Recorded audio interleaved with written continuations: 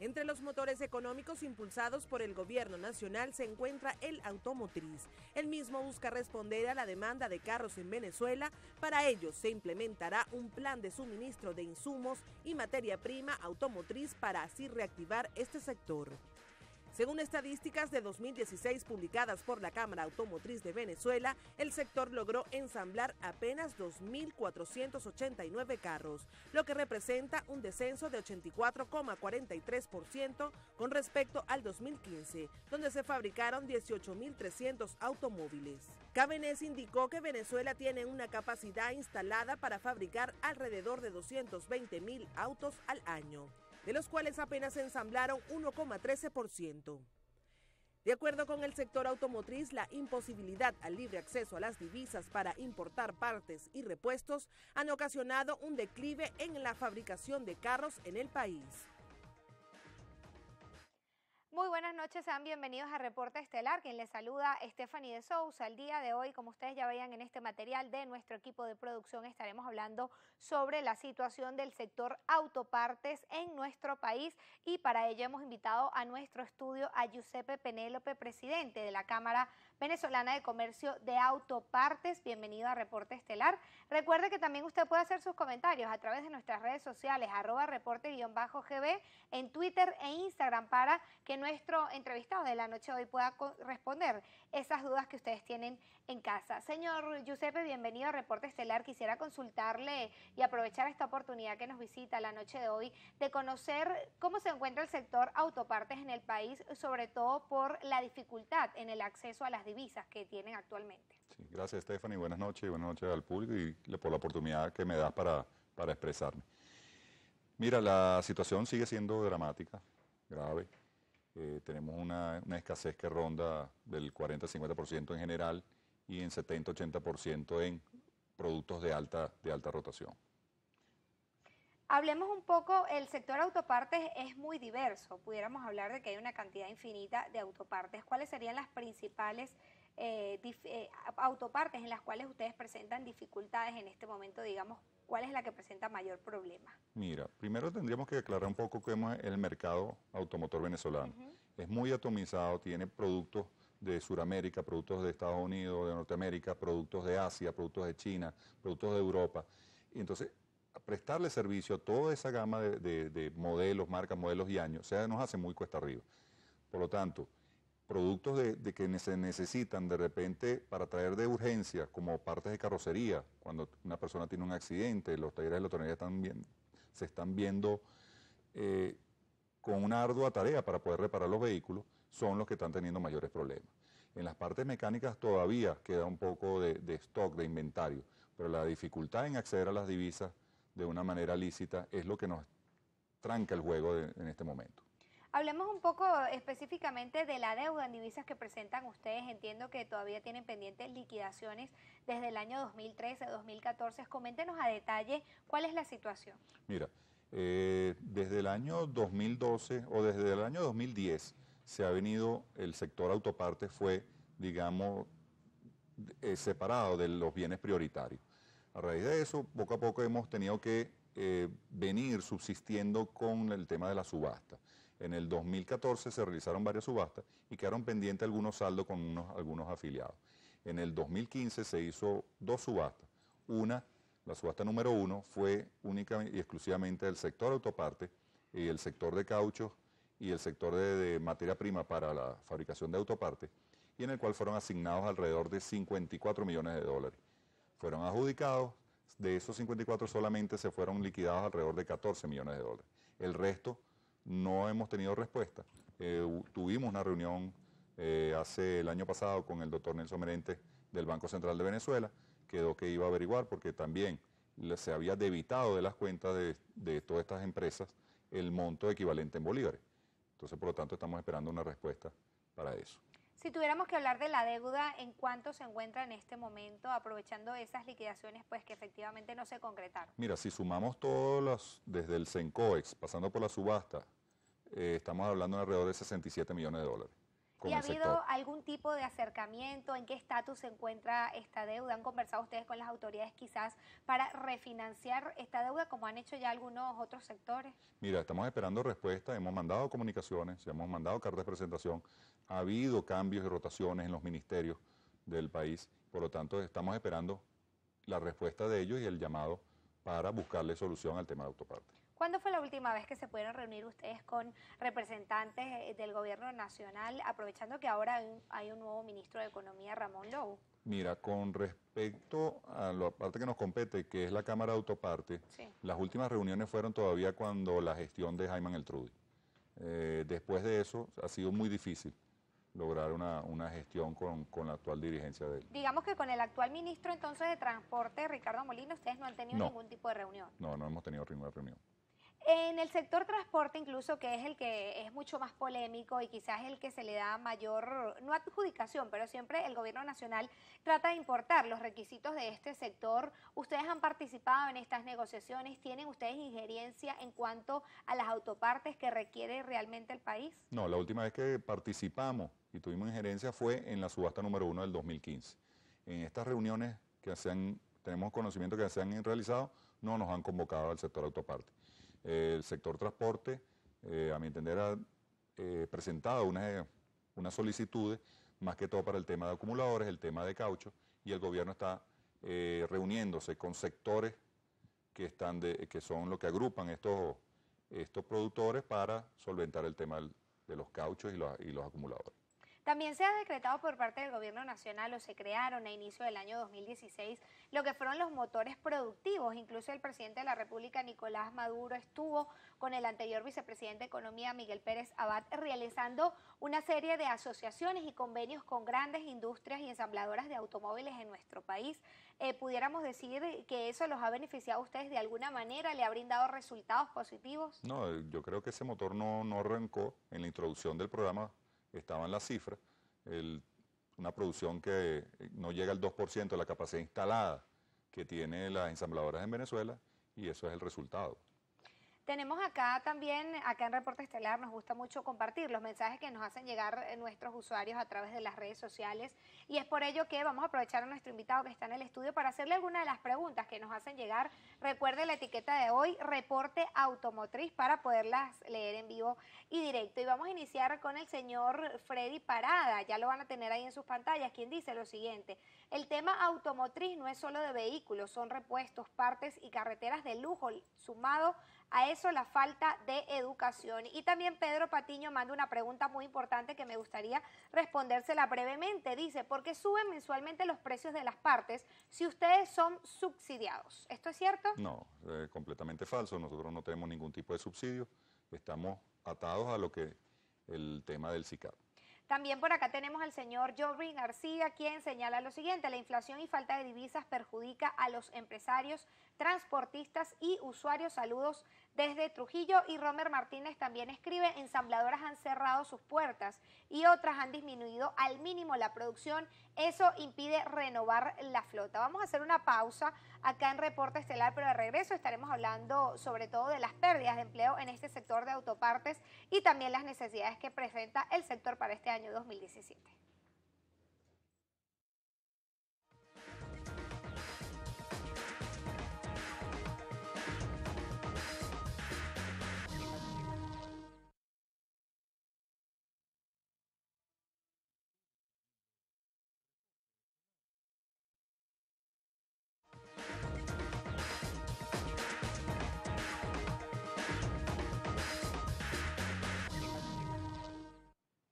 Gracias por continuar en sintonía de Reporte Estelar. Sigue con nosotros en el estudio Giuseppe Penélope, presidente de la Cámara de Comercio de Autopartes en nuestro país, para conocer un poco realmente cuál es la situación que presenta el sector. Muchos usuarios nos escriben a través de las redes sociales y denuncian el alto costo de las autopartes en este momento. ¿Cómo explicarle al ciudadano realmente la situación que tienen ustedes, los márgenes de ganancia y las estructuras de costos para poder subsistir en este momento? Sí, el tema de los costos de las autopartes, que a veces escandaliza al consumidor venezolano, es porque nosotros, de acuerdo a la ley de precios justos, tienes que trabajar con costo de inventario, no con costo de reposición.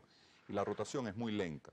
Por lo tanto, productos que pueden tener 2 o 3 años, hoy se venden a un precio y cuando lo vas a reponer pueden costar 200, 300% más. Eso influye en el precio de las autopartes. El consumidor tiene un shock porque no ve que algo está fuera de lo normal, pero es por eso. No se puede ajustar los precios por el costo de reposición, sino sí el costo alimentario.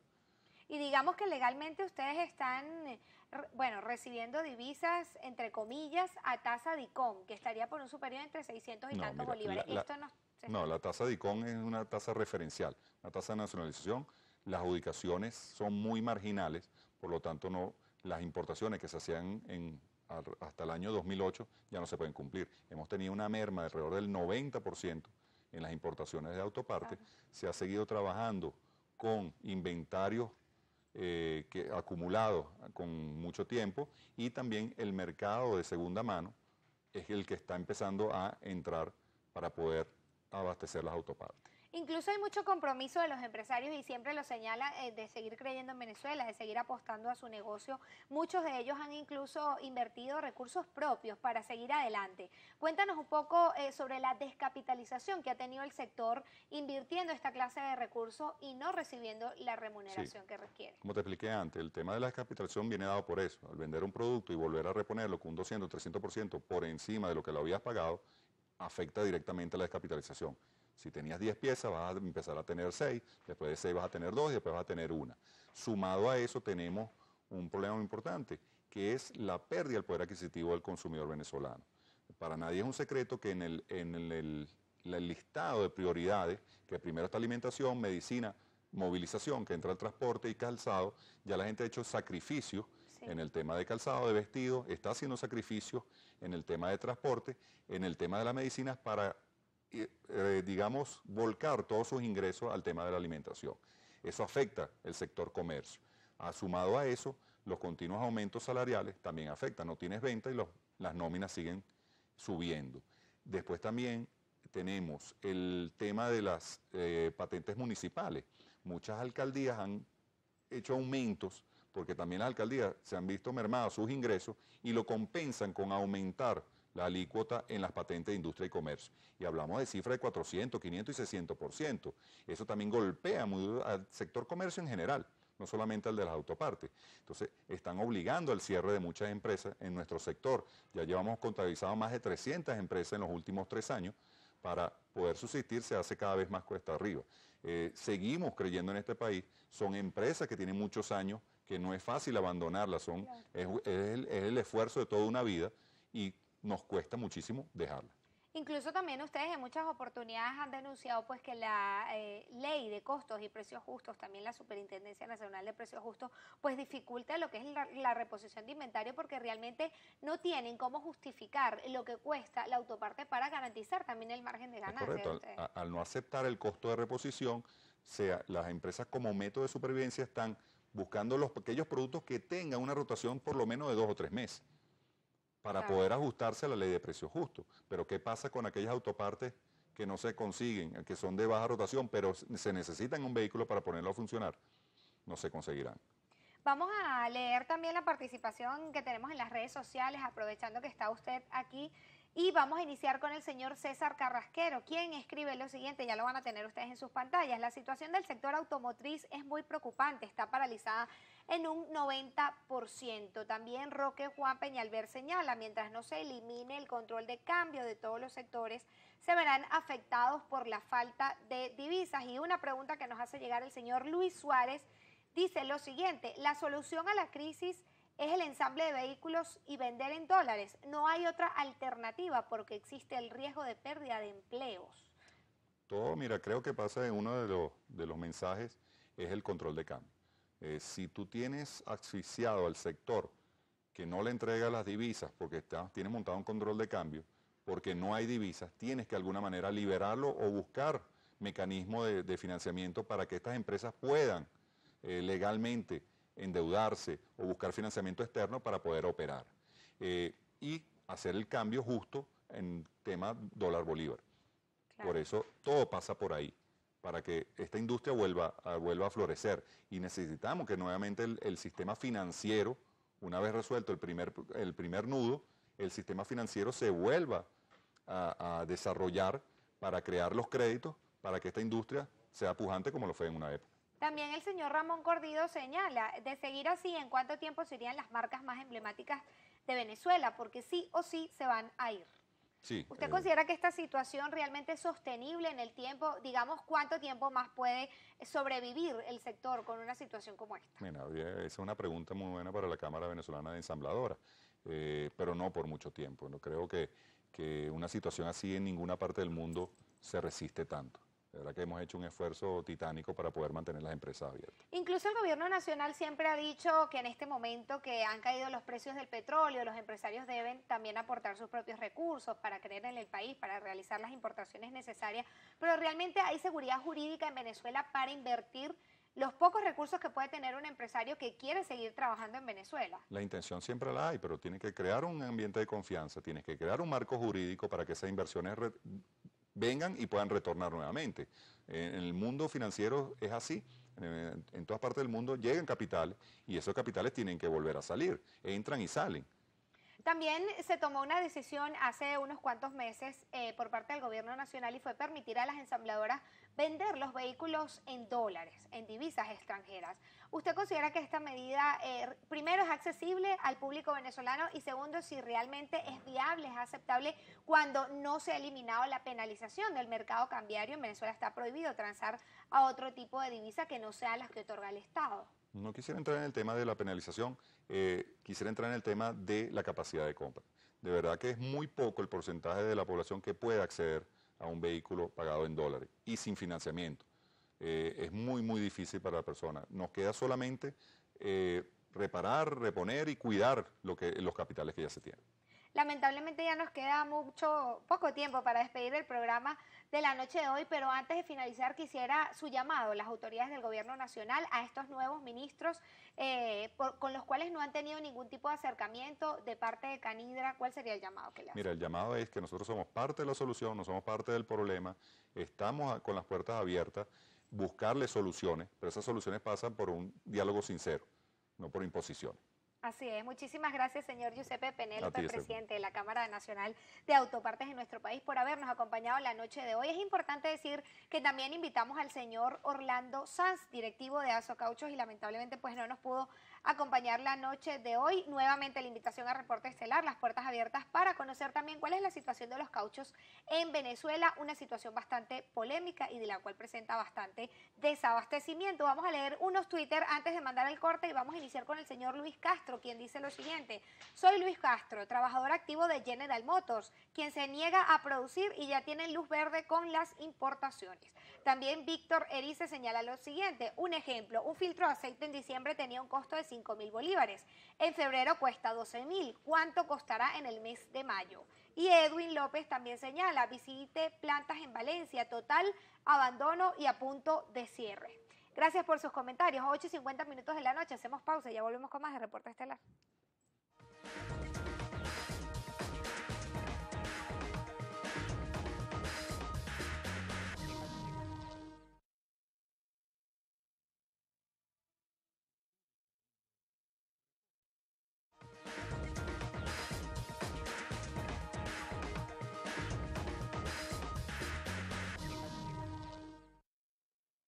Seguimos con más de Reporte Estelar. Recuerde que usted puede hacer sus comentarios a través de nuestras redes sociales, Twitter e Instagram, @reporte_GB. Y nuestro compañero Carlos Peñalosa se trasladó hasta el estado Carabobo para conocer también la situación de la industria ensambladora de vehículos en nuestro país y nos trae todos los detalles, Carlos. Así es, gracias por este contacto. En días pasados pudimos visitar el estado Carabobo, donde conversamos con autoridades municipales que reportaron la paralización total o parcial de buena parte de la industria automotriz y de fabricación de autopartes, situación que a juicio de estas autoridades vinculadas con municipios del área metropolitana de Valencia consideran que ha impactado de manera desfavorable a la recaudación interna de estas jurisdicciones. Las empresas Ford, Chrysler y General Motors, principales ensambladoras de vehículos en Venezuela, tienen instaladas sus plantas en esta entidad. Sumando los datos de todo el país, la Cámara Automotriz de Venezuela registró que para el mes de diciembre de 2015 se ensamblaron en el país 1.534 automóviles, mientras que en el 12º mes del año 2016 la cifra descendió a 81 vehículos. Esto representa una caída del 94.72%. La situación se extiende además a las ensambladoras de autobuses y vehículos pesados. La caída en la producción en el estado Carabobo se extiende también a las empresas fabricantes de autopartes en la zona, industria que según fuentes vinculadas a los gobiernos municipales contaban con líneas de producción capaces de satisfacer la demanda nacional y exportar productos como micas, parachoques y cauchos. Para los municipios San Diego, Valencia y Naguanagua, pertenecientes al área metropolitana de Valencia, la fabricación de vehículos y autopartes, así como la comercialización de automóviles en los concesionarios, representaban una importante fuente de ingresos a través de la patente de industria y comercio. Hoy en estos municipios, las autoridades y los trabajadores de esta industria consideran que se encuentra en franca paralización. En representación de los trabajadores, Henry Ospina, representante de reclamos del Sindicato de Trabajadores de la FCA Chrysler ubicada en esta entidad, detalló que en el año 2016 2 de las 3 ensambladoras no pudieron completar sus metas de producción y para este 2017 no queda claro cuándo será reactivada la producción, lo cual afecta de manera directa los beneficios y la reducción de puestos de trabajo disponibles para este sector. La única que produjo algo fue Ford, que fue la primera pues que se embarcó pues en esta empresa de la nueva modalidad que ofrecía el gobierno, la venta de vehículos en dólares a través de sus concesionarios. En el caso de General Motors no se produjo una sola unidad, igual en el caso de FCA, y en este año era que se pretendía pues lograr unos números o un plan de producción, pero que lamentablemente todavía existe pues esa incertidumbre. El sindicato de General Motors, pues hemos conversado y ellos nos habían suministrado la información de que el patrono tenía las intenciones este año de producir aproximadamente 70 unidades mensuales. Lo que no tienen concretado es la fecha de arranque de la planta. Les va a costar mucho porque ellos han estado paralizados totalmente. Su personal, en la mayoría, estaban en sus hogares. Y lo que se propone en este momento General Motors es que la planta pueda arrancar, pero para eso pues también necesitan una inversión que aparentemente desde el nivel corporativo es que se les va a suministrar las divisas. Y en el caso de Chrysler, que es a quien nos represento yo pues a los trabajadores de FCA, del sindicato, la situación es muy complicada, muy difícil. A pesar de que se hablaban de unas cifras que eran 600 unidades, para este año era un plan de producción que era hipotético. Ahora no sabemos pues todavía cuál va a ser el plan de producción definitivo. Lo único que estamos seguros es de son 110 unidades del modelo Grand Cherokee que están todavía pues preensambladas y que están en el proceso todavía productivo. Desde el punto de vista laboral hay incumplimientos de pasivos por parte de los patronales, especialmente con el tema salarial, que para nadie en Venezuela es un secreto que el salario no alcanza y pues los trabajadores del sector automotriz también estamos viviendo este drama, esta calamidad. La situación no solamente es desde el punto de vista salarial, hay otras situaciones que también están perjudicando a los trabajadores.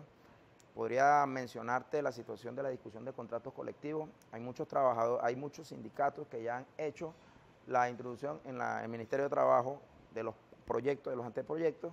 Lamentablemente todavía no tienen respuesta. El problema de la crisis no solamente afecta a aquellos que están fuera del sector automotriz, quienes estamos haciendo vida, estamos pasando por una situación muy compleja.